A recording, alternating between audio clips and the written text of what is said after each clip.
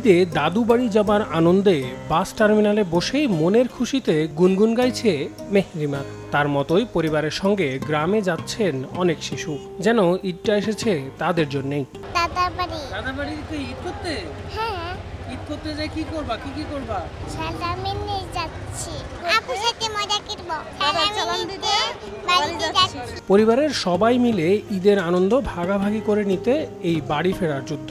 যত কষ্টই হোক না কেন ফিরতে হবে নারীর টানে। পরিবহন সংশ্লিষ্টরাও বলছেন, ঈদে আগের মতো যাত্রী চাপ না থাকলেও সেবা দিতে বাড়তি গাড়ির ব্যবস্থা রেখেছেন তারা।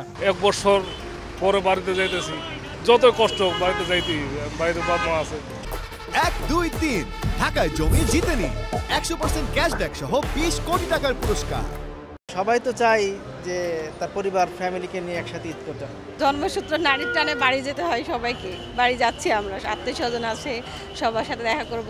আল্লাহ জানে সুস্থ জানে বাড়ি পৌঁছাতে পারে। সুযোগ সুবিধা গাড়ি এনে অজস্র গাড়ি এখানে রেখে দিছি, কিন্তু প্যাসেঞ্জার নাই, যাওয়ার মতো কোনো লোক নাই।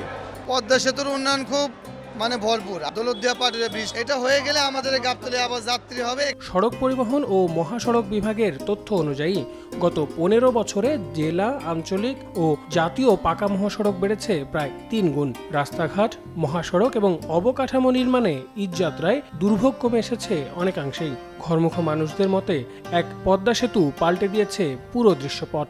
না গেলেও নয়, পাটনা মোটামুটি বেশ ভালো প্রশস্ত করা হয়েছে।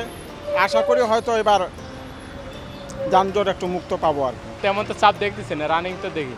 রাস্তাঘাটের উন্নয়ন হয়েছে, হয়তো বা আইন শৃঙ্খলা বানিয়ে হয়তো বা টেক কেয়ার করতেছে না। এখন রাস্তা বাড়ছে, আমাদের যাতায়াতেও বাড়ছে। এখন পদ্মা সেতু হয়েছে, পদ্মা সেতু হয়ে এখন ফেরি মোটামুটি ফাঁকা, যাতায়াত পথ মোটামুটি সব দিকেই মোটামুটি ক্লিয়ার আছে। এখন টিকিট কাটতে আসছি, টিকিট পেয়ে গেলাম এসি গাড়িতে।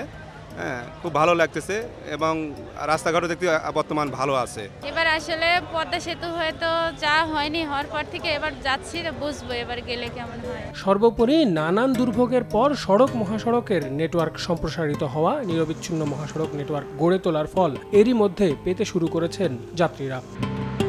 আল আমিন তুষার, সময় সংবাদ, ঢাকা।